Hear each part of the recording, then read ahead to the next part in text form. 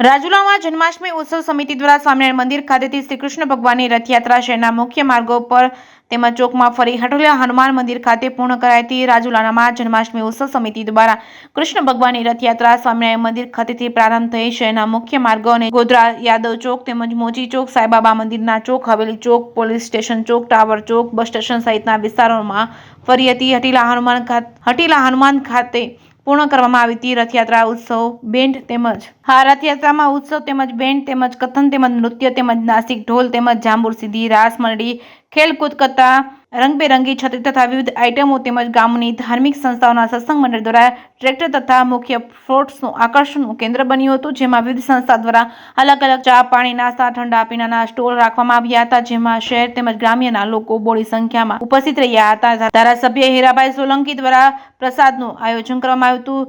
રથયાત્રામાં વિતરણ કરવામાં આવ્યું હતું। રાજુલા પોલીસ સ્ટેશનના પીઆઈ દ્વારા ચુસ્ત પોલીસ બંદોબસ્ત ગોઠવવામાં આવ્યો હતો અને આ બંદોબસ્તમાં પીઆઈ, પીએસઆઈ, પોલીસ સ્ટાફ સહિતના કર્મચારીઓ જોડાયા હતા। જે કેસી ગુજરાતી સાથે કાળુ શાકાનો જાફરાબાદ।